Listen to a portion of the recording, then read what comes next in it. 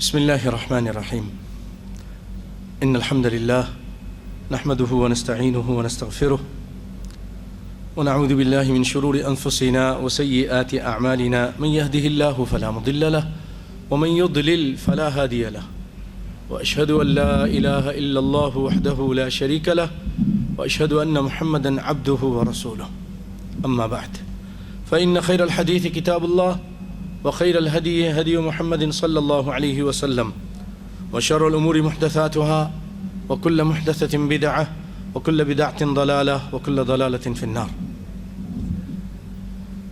قال الله تعالى اتبعوا ما أنزل إليكم من ربكم ولا تتبعوا من دونه أولياء. جو آیت آپ کے سامنے تلاوت کی ہے، اللہ رب العالمین اس میں فرماتے ہیں اتباع کرو جو تم پر نازل کیا گیا، ما انزل الیکم من ربکم ولا تتبعوا من دونه اولیاء، اور اس کے علاوہ دیگر دوستوں کی، ولیوں کی اور لوگوں کی پیروی مت کرو، قرآن و سنت کے مقابلے میں کسی اور کی پیروی نہ کرو۔ یہ تو ترجمہ تھا یہ آیت کا جو آپ کے سامنے تلاوت کی۔ سامعین محترم، آج کا جو موضوع ہے وہ تقلید، اس کے معنی، انشاءاللہ تقلید سے متعلق اس کے نقصانات، کیا یہ چیز اسلام میں ہے نہیں ہے، بہت اہم موضوع ہے۔ میں آپ تمام حضرات سے اور اپنی بہنوں سے بھی گزارش کروں گا کہ ہمتاً گوش ہو کر تشریف رکھیں اور توجہ سے سماعت کریں۔ میں کوشش کروں گا کہ آج کا یہ درس مختصر رہے، کیونکہ آگے ہمارے جناب فہد کے چھوٹے بھائی، ان کی شادی کا یہاں پر کھانے کا انتظام بھی کیا ہے، ساتھیوں کو بلایا ہے، تو اس لیے میں اس پروگرام اور آپ کے درمیان زیادہ دیر حائل بھی نہیں ہونا چاہتا۔ اسی لیے میری کوشش ہوگی کہ 10 بجے تک، تقریباً بہت کم ٹائم رہے گا، یا 10:10 تک ساری بات کو ختم کر دوں، کیونکہ ابھی تقریباً 9:40 ہو چکے ہیں، یا اس گھڑی میں 9:40 اور میرے پاس 9:38۔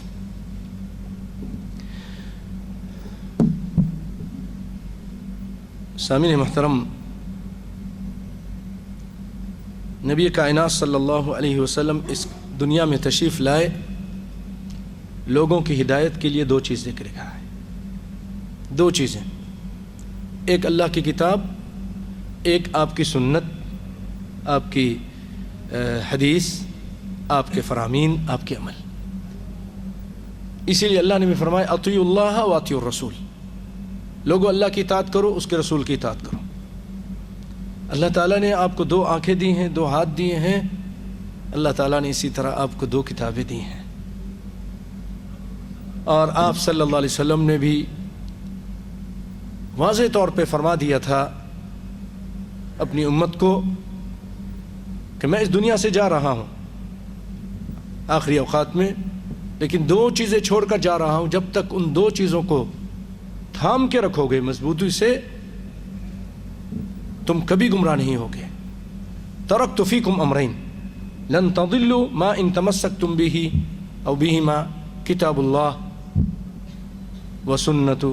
وسنتی۔ 2 چیزیں جب تک تم ان کو مضبوطی سے تھام کے رکھو گے کبھی گمراہ نہیں ہوگے، اللہ کی کتاب اور محمد مصطفیٰ صلی اللہ علیہ وسلم کے فرامین۔ اور بھائیو، اسی چیز پر عمل تھا صحابہ کرام کا آپ کی زندگی میں۔ آپ کے صحابہ کرام کا یہ طرز عمل تھا کہ آپ کی حدیث کے مقابلے میں کسی بڑے صحابی کی کوئی بات آ جاتی تھی تو وہ اس صحابی کی بات کو چھوڑ دیتے تھے، احترام کرتے تھے، گستاخی نہیں کرتے تھے، لیکن ان کی بات کو چھوڑ کر محمد مصطفیٰ کی اطاعت کیا کرتے تھے، فتویٰ انہی کا لیتے تھے، بات انہی کی لیتے تھے، اسی پر عمل کرتے تھے۔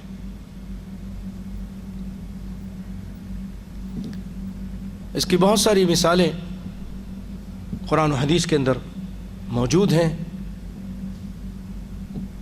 ایک مرتبہ کچھ لوگوں نے عبداللہ بن عباس سے کوئی مسئلہ پوچھا.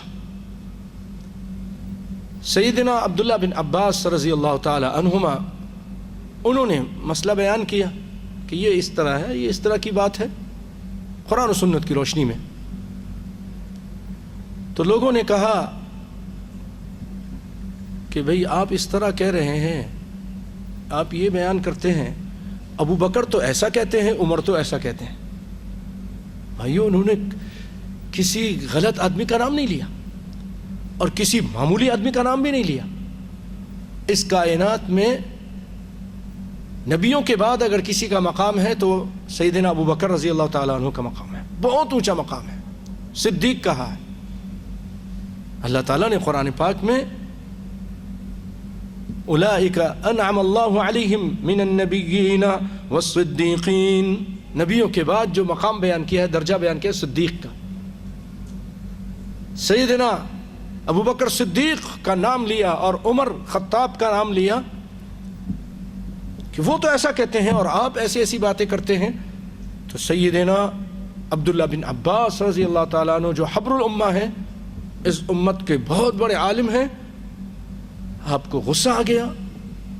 آپ نے فرمایا میں تم کو قال اللہ قال الرسول، اللہ نے ایسا فرمایا، اس کے رسول نے ایسا فرمایا، یہ سناتا ہوں، اور تم کہتے ہو قال ابو بکر کذا قال عمر کذا، کہ ابو بکر نے ایسا کہا، عمر نے ایسا کہا. قریب ہے تمہارے اس غلط بات کی وجہ سے، تم جو اس طرح کی قرآن و سنت کے مقابلے میں قول لوگوں کا پیش کرتے ہو، قول پیش کرتے ہو. قول کس کا پیش کیا؟ عام آدمی کا نہیں، صحابی کا قول. اور صحابیوں میں بھی بہت عظیم شخصیت ابو بکر عمر کا قول پیش کیا. کہا اس وجہ سے کہ اللہ کے مقابلے میں، اس کے رسول کے مقابلے میں تم انسانوں کا قول پیش کرتے ہو. قریب ہے کہ آسمان سے پتھر برسیں. تکاد السماء ان تمطر علیکم حجارہ. اسی لیے بھائیو، ہمارے اسلام کے اندر شخصیت پرستی نہیں ہے، کیونکہ شخصیت پرستی ہی یہ بھی عبادت ہے. کوئی آدمی کسی شخص کی بس ہر جائز اور ناجائز، جائز ہو یا ناجائز ہو، کسی بھی شخص کی وہ بات مان لیتا ہے، مانتا رہتا ہے، ناجائز بھی مانتا ہے. جی بہت بڑے شیخ ہیں، بہت بڑے عالم ہیں، ٹھیک ہے جی، آپ دلیل لیجئے. فاسألوا اہل الذکر ان کنتم لا تعلمون، ان سے پوچھیے جو آپ کہہ رہے ہیں یہ قرآن میں ہے، حدیث میں ہے. ٹھیک ہے، آپ بہت پڑھے لکھے نہیں ہیں، آپ نہیں دیکھ سکتے ہیں، لیکن اتنا تو پوچھ سکتے ہیں کہ قرآن حدیث میں ہے. اگر وہ کہہ دے تو پھر وہ اگر غلط بھی کہے گا تو وہ قیامت کے دن جواب دے گا آپ بری ذمہ ہیں، آپ بری ذمہ ہیں، آپ قرآن و سنت پہ عمل کر رہے ہیں.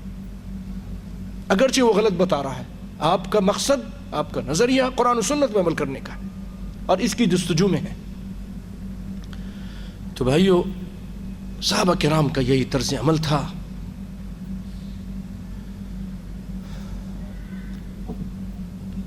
اسی طرح ان کی ساری زندگی گزری کتاب و سنت پر. تابعین بھی اسی طرح گزر گئے. تیسری کوئی چیز نہیں. میں یہ نہیں کہتا کہ ہمارے اسلام کے اندر جب ہم کبھی قرآن و سنت کا نام لیتے ہیں تو بعض لوگ کہتے ہیں نہیں اچھا پھر قرآن و سنت ہی ہے تو باقی مسائل میں اور پھر کیا کریں گے، قیاس نہیں کر سکتے. ارے بھائی، قیاس بھی ہے، قیاس بھی ہے، اسلام کے اندر ہے، اور اجماع بھی ہے. اجماع، لیکن میرا اور آپ کا اجماع نہیں، بڑے بڑے علماء کا اجماع، کبار علماء کا اجماع. یہ بھی اپنے ذہن میں رکھیے گا. یہ لوگ کہتے ہیں بس یہ جناب تو بس قرآن و سنت کا نام لیتے ہیں. بھائی قرآن اساس ہے، اگر ہم قیاس کریں گے تو وہ بھی قرآن و سنت کے معیار کے مطابق کریں گے. اجماع بھی کریں گے تو علماء اس میں جو چیز قرآن و سنت کے قریب ہے اس کے مطابق کریں گے، اس سے ہٹیں گے نہیں، یہ مطلب. تو بھائیو، تابعین، تبع تابعین، یہ سب ان لوگوں کا دور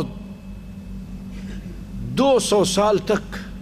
اس کے بعد اور لوگ آئے، چاروں ائمہ آئے. بھائیو، قرآن پاک میں اللہ فرماتے ہیں ان فی ذلک لذکری لمن کان لہ قلب او القى السمع وهو شہید. اس قرآن پاک کے اندر نصیحت ہے، لیکن کس کے لیے؟ جو دل کے ساتھ حاضر ہے، جس کا دل حاضر ہے. او القى السمع، اور کان لگا کے سن رہا ہے اور خود بھی وہاں موجود ہے، تو اس کو نصیحت ہے. چاروں امام ابو حنیفہ رحمۃ اللہ علیہ، امام احمد بن حنبل، امام شافعی، امام مالک، چاروں امام، انہوں نے، یہ ہمارے بہت بڑے اسکالر تھے، بہت بڑے علماء تھے، انہوں نے دین کے پیچیدہ مسائلوں کو حل کیا.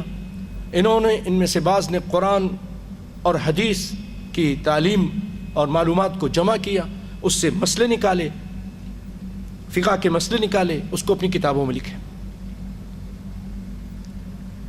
یہ سب ہمارے لیے قابل احترام ہے، چاروں کے چاروں. ہم ان میں سے نہیں کہ کسی ایک کو مضبوطی سے پکڑ لیا اور تین کے ساتھ دشمنی شروع کر دی، جیسے لوگوں نے کیا پچھلے زمانوں میں. اور آج بھی اگر وہ ایک کو پکڑ لیتا ہے، کہتے یہ میرے ہیں، شافعی ہیں، میں شافعی ہوں اور میرے امام بہت بڑے ہیں، باقی وہ تو ایسے ہیں، ان کے اوپر تو یہ ہیں، جھوٹی حدیثیں بنا کر ان کی گستاخیاں کرتے رہے. نہیں، ہم کہتے ہیں چاروں ہمارے سر کے تاج ہیں، قابل احترام ہیں، اور ہم ان کے لیے رحمت اللہ علیہم اجمعین کہتے ہیں. ہاں، البتہ یہ ہے کہ ان چاروں نے خود کہا ہے، اے ہمارے ماننے والوں، دیکھو میں تمہارے سامنے اللہ اور اس کے رسول کی بات کو بیان کرتا ہوں اور اس کے مطابق مسئلے کو بیان کرتا ہوں. اگر ہماری وہ جو ہم فقہ کی بات نکال رہے ہیں وہ غلط ہو، ہمارے استنباط، ہم نے جو کوشش کی ہے قرآن سے اور حدیث سے مسئلے کا حل نکالنے کے لیے، اس میں اگر کوئی غلطی ہو گئی ہے تو ہماری غلطی کو چھوڑ دینا، اس کو دیوار پہ مار دینا. اگر کبھی بھی تم کو قرآن اور حدیث کی کوئی صحیح حدیث اور بات مل جائے تو ہماری بات کو چھوڑ کر قرآن و سنت کی بات کو لے لینا. چاروں اماموں نے کہا اذا صح الحدیث فهو مذہبی. آپ حیران ہوں گے، چاروں کا اس پہ اتفاق. شیخ ناصر الدین البانی رحمۃ اللہ علیہ نے اس کو اپنی کتاب میں بیان کیا کہ چاروں کے یہ قول ہے اذا صح الحدیث فهو مذہبی. تو بھائیوں، ان کا بھی مذہب یہی تھا، کتاب و سنت، ان کی کوشش بھی یہی تھی. اور انہوں نے یہ امام شافعی نے تو یہاں تک فرما دیا کہ اگر میں کبھی کوئی بات کروں، اے میرے ماننے والوں، میرے عزت کرنے والوں، اور میری وہ بات قرآن و سنت کے خلاف ہو، میرا وہ بتائے ہوا فقہ کا مسئلہ اللہ اس کے رسول کے بتائے ہوئے بات کے خلاف ہو، اور میں اس کو بیان کرتا ہوں، تو سمجھ لو کہ میری عقل چلی گئی ہے. ان عقلی کالذہب، میری عقل چلی گئی ہے. بہت صحیح بات کہی ہے بھائیوں. کیوں؟ اس طرح کی بیکار بات وہی کر سکتا ہے جس کو عقل نہیں، کہ جب اللہ کا فرقال اللہ قال رسول بھی موجود ہے پھر بھی وہ کہتے ہیں نہیں، میں تو اپنے پیر کی بات مانوں گا قرآن و سنت کے مقابلے میں. تو امام شافعی فرماتے ہیں دوسروں کو الزام نہیں دیتے، کسی کو کچھ نہیں کہتے، کہتے سمجھ لو میری عقل چلی گئی ہے اگر میں ایسا کروں. اور امام ابو حنیفہ رحمۃ اللہ علیہ فرماتے ہیں اترکوا قولی بخبر رسول اللہ صلی اللہ علیہ وسلم، جب رسول کا قول آ جائے تو میری بات کو چھوڑ دینا. اذا صح الحدیث فهو مذہبی، جو صحیح حدیث آ جائے اور میرا قول اس کے خلاف ہو تو میرے قول کو دیوار پر مار دینا، آمنہ کے لال محمد مصطفیٰ صلی اللہ علیہ وسلم کے قول کو لے لینا. تو بھائیو، ان کے زمانے میں اسی طرح عمل ہوتا رہا. شاہ ولی اللہ رحمۃ اللہ علیہ فرماتے ہیں کہ 400 سال تک اس عالم اسلام میں کہیں تقلید نہیں تھی، شخصیت پرستی نہیں تھی. مشہور مثال وہ قصہ ہے، وہ واقعہ ہے جس کو آپ بہت سارے لوگ جانتے ہیں، چند لوگ ایسے ہوں گے جو نہیں جانتے. میں اس کو مختصر بیان کرتا ہوں. عدی بن حاتم رضی اللہ تعالیٰ عنہ، یہ عیسائی تھے، اہل کتاب میں سے تھے، علم تھا ان کے پاس. یہ اسلام لے کر آئے، مسلمان ہو گئے، تو قرآن کی ایک آیت کے بارے میں رسول اللہ صلی اللہ علیہ وسلم سے سوال کیا. سوال سمجھنے کے لیے کیا، اعتراض نہیں تھا، دین پر اعتراض نہیں تھا. میں وضاحت چاہتا ہوں. اللہ کے رسول، یہ قرآن جو آپ لے کر آئے ہیں کہتا ہے کہ اتخذوا احبارهم ورهبانهم اربابا من دون اللہ. توجہ دیجیے گا، بہت ہی اہم باتیں ہیں یہ. اللہ آپ کو جزائے خیر دے، غور سے سنیے. قرآن کی بات ہے، حدیث کی بات ہے بھائیو. قرآن عیسائیوں کے بارے میں کہتا ہے اتخذوا احبارهم ورهبانهم اربابا من دون اللہ، کہ عیسائیوں نے، ان اہل کتاب نے اپنے علماء کو، اپنے راہبوں کو اپنا خدا بنایا تھا، رب بنایا تھا. اے اللہ کے رسول، میں خود عیسائی تھا، ہم نے تو ایسا نہیں کیا، میں ان کو رب نہیں بنایا تھا میں نے، اور ہمارے جتنے عیسائی تھے وہ انہوں نے بھی بنایا نہیں تھا، ہم پوجا نہیں کرتے تھے. آپ صلی اللہ علیہ وسلم نے ان کا جواب سوال سے دیا. یہ آپ کا بہت اچھا اسلوب تھا. کسی کو جواب ڈائریکٹ دیتے تھے بالمباشر، کبھی آپ سوال کرتے تھے اور سوال کے اندر ہی جواب آ جاتا تھا. آپ نے فرمایا یہ مجھے بتاؤ، تم عیسائی لوگ جو تمہارے علماء اگر کسی چیز کو، مثلا سود کو اللہ نے حرام کیا، تمہارا عالم کہہ دیتا تھا نہیں کھا لو کوئی مشکل نہیں، کھا سکتے ہو، سود حرام ہے، اللہ نے حرام کیا، تمہارے علماء کہہ دیتے کھا لیا کرو کوئی مشکل نہیں، جیسے آج بعض لوگ کہتے ہیں، علماء اور لوگ استعمال کرتے ہیں. اور کسی حلال چیز کو جس کو اللہ نے حلال کیا، تمہارے علماء کہتے تھے یہ حرام ہے، اس سے بچو. حلال کو حرام کرتے تھے، حرام کو حلال کرتے تھے. تمہارے علماء ایسے کرتے تھے اتنے نہیں کرتے تھے؟ ہاں جی کرتے تھے. تو تم ان کی اس بات کو مانتے تھے کہ نہیں مانتے تھے؟ کہ ہم مانتے تھے. ان کے حلال کو حلال، ان کے حرام کو حرام. پیارے بھائیو سنیے، پھر آپ نے جواب دیا فَتِلْكَ عِبَادَتُهُمْ. تم اعتراض کر رہے ہو سمجھنے کے لیے، اب سن لو. یہی تو ان کی پوجا ہے، یہی تو ان کو رب بنانا ہے، یہی تو ان کی عبادت ہے کہ کسی شخص کے حلال، جو حلال کرتا ہے اللہ نے اس کو حرام کیا، تم اس کو حلال جانتے ہو، اور اللہ تعالیٰ نے کوئی چیز اس کے مقابلے میں حرام کی اور تمہارے عالم کہتے ہیں وہ حلال ہے، یا کسی چیز کو انہوں نے حرام کی، اللہ نے حرام کیا، تمہارے علماء کہتے ہیں حلال ہے، تم اس طرح مانتے تھے. تو یہی تو ان کی عبادت کرنا ہے، یہی وہ درجہ ہے جو رب کا درجہ ہے. کسی چیز کو حلال کرنا، کسی کو حرام کرنا، یہ اللہ کے اختیار میں ہے، کسی اور کے اختیار میں نہیں.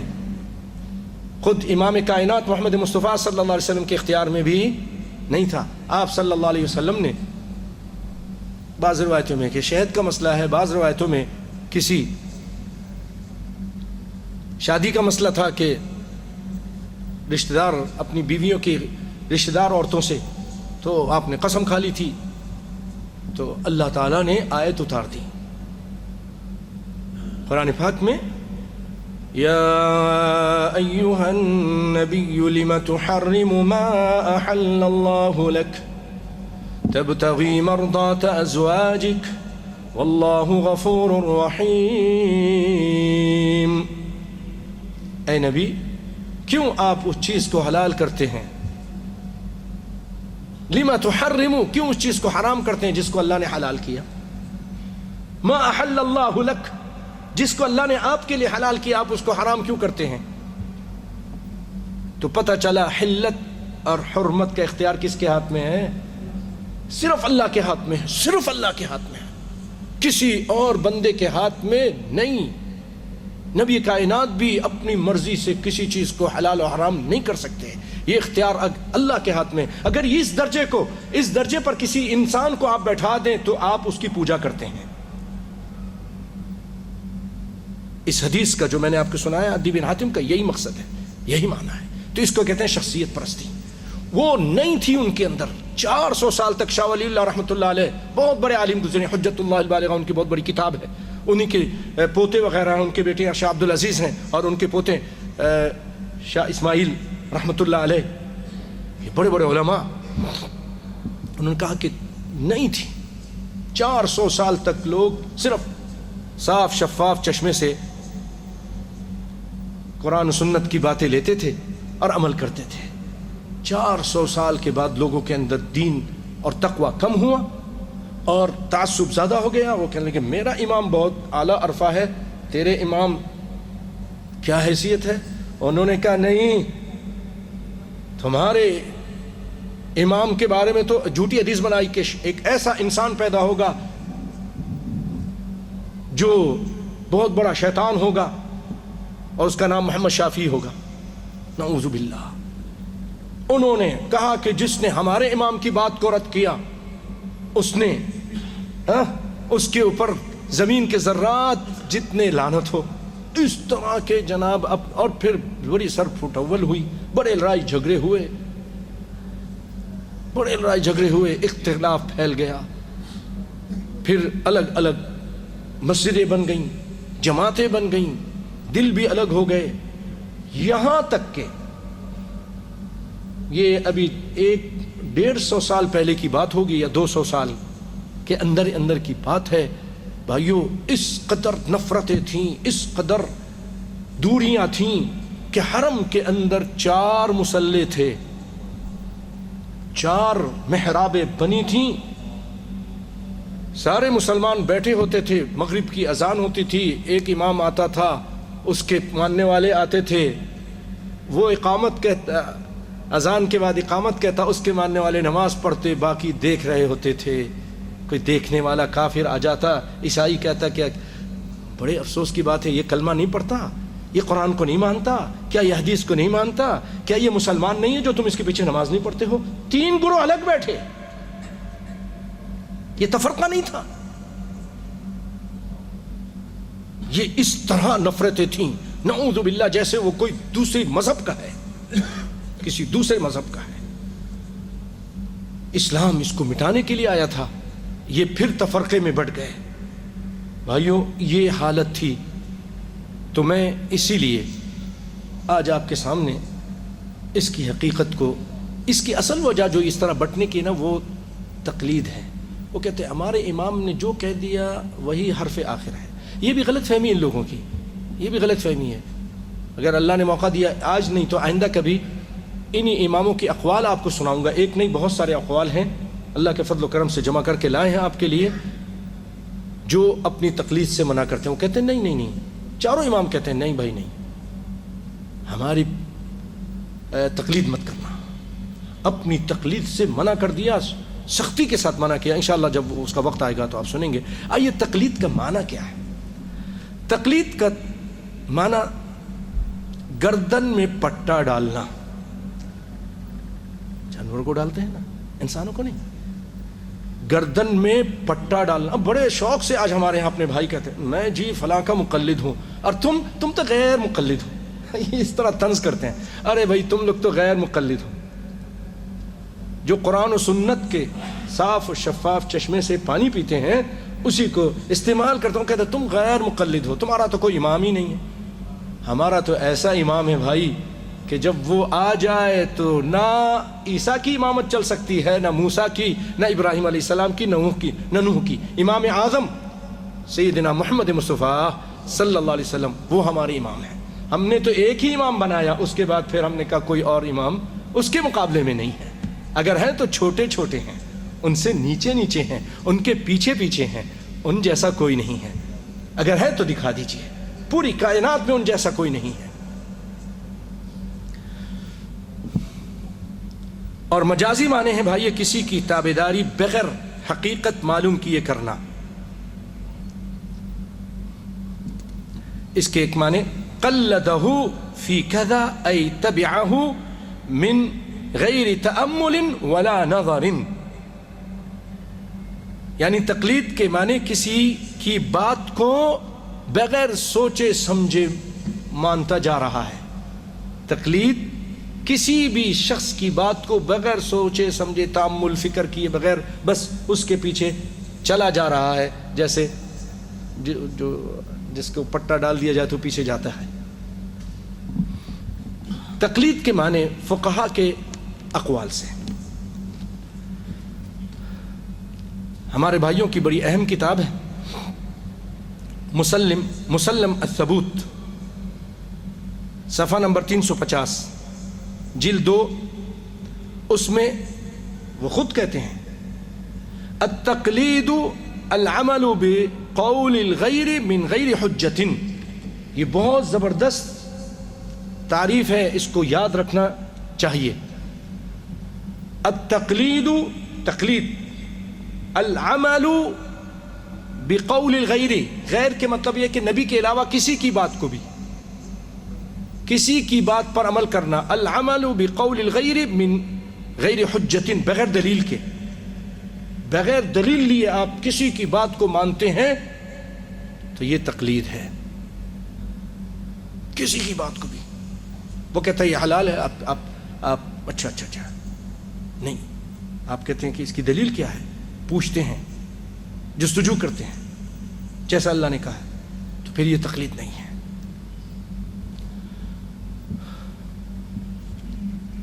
ایک اور تعریف، التقلید العمل بقول غیرک من غیر حجت، بغیر حجت کے کسی کی بات کو، اپنے علاوہ کسی اور کی بات کو ماننا۔ پیارے بھائیو، آئیے میں آپ کے سامنے قرآن سے بھی کچھ اس کی مثال دیتا ہوں۔ اللہ رب العالمین قرآن پاک میں فرماتے ہیں،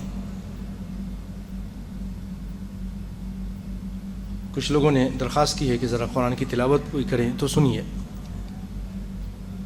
یا ایھا الذین آمنوا لا تحلوا شعائر اللہ ولا الشہر الحرام ولا الہدی ولا القلائد۔ اے ایمان والو، مت بے حرمتی کرو اللہ کی نشانیوں کی، اور نہ ان مہینوں کی جن کو اللہ نے حرام کیا، حرمت والے مہینوں کی، نہ اس جانور کو جو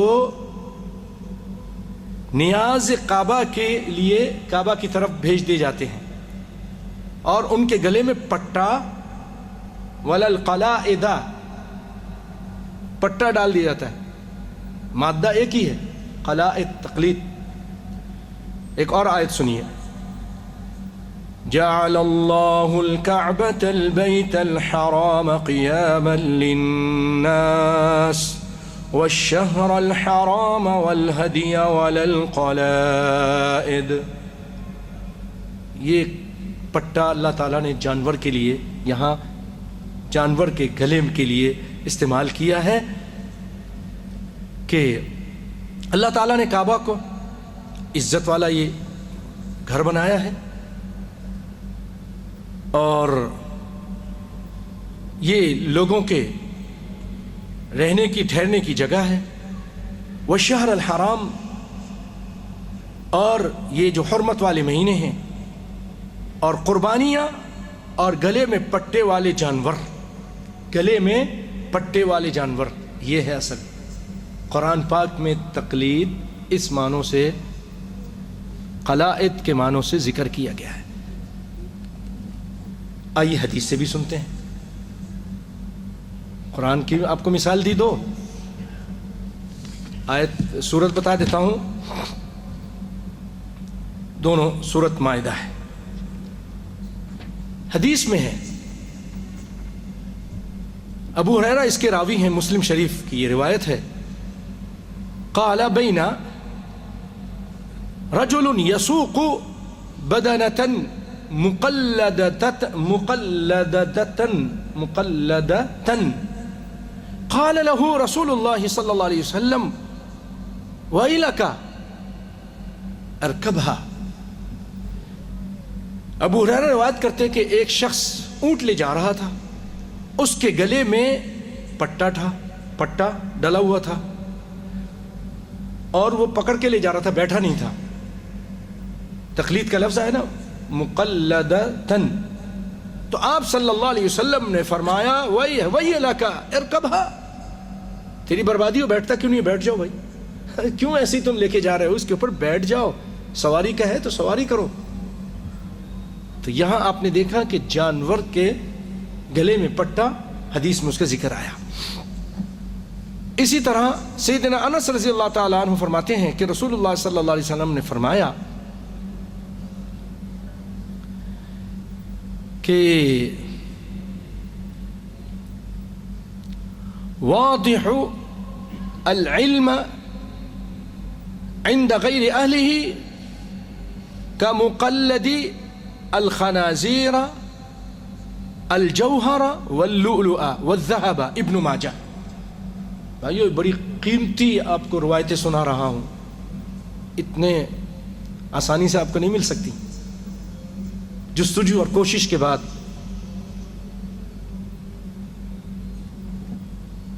یقین کیجئے کہ یہ روایت مجھے خود نہیں معلوم تھی، اس مسئلے پر جب کوشش کی تو الحمدللہ یہ سامنے روایت آئی۔ ہم میں سے بہت سارے لوگوں کو یہ روایت نہیں معلوم ہوگی، ترجمہ سنیے آپ کو پتہ چلے گا۔ آپ صلی اللہ علیہ وسلم فرماتے ہیں نالائق انسان کو، سمجھے کہ کمینے کو، علم پڑھانے والا ایسا ہی ہے جیسے موتی اور سونے کا ہار سور کے گلے میں ڈالنے والا۔ موتی اور سونے کا ہار سور کے گلے میں ڈالنے والا، جو اس کی قدر ہی نہیں کرتا، اس کو کیا معلوم، سور کو کیا معلوم کہ میرے پر مجوہرات ہیں، سونا اور چاندی ہیں۔ اللہ اکبر، اللہ اکبر۔ یہ تو آپ کے سامنے میں نے حدیث سے، 2 حدیثوں سے ثبوت دیا تخلیص سے متعلق۔ شرح وقایہ معلوم ہے، بھائیوں کی کتاب ہے، بھائیوں کی کتاب ہے اور بڑی معتبر کتاب ہے۔ وہ کہتے ہیں المراد بالتقلید ان يربط قلادة على عنق البدنہ، تقلید سے مراد یہ ہے کہ اپنے قربانی کے اونٹ کے گردن پر جوتوں کا ہار باندھ دے۔ قلائدہ جو آپ نے پیچھے آیتیں سنی نا، شرح وقایہ بھائیوں کی کتاب ہے۔ تو یہ تو تھی بھائیوں کچھ اس کے معانی قرآن سے، سنت سے، شرح وقایہ دیگر کتابوں سے۔ آئیے بھائیوں اس کے مقابلے میں قرآن پاک میں اللہ تعالیٰ فرماتے ہیں یا ایھا الذین آمنوا اطیعوا اللہ واطیعوا الرسول۔ دوسری جگہ فرماتے ہیں قل ان کنتم تحبون اللہ فاتبعونی یحببکم اللہ ویغفر لکم ذنوبکم واللہ غفور رحیم۔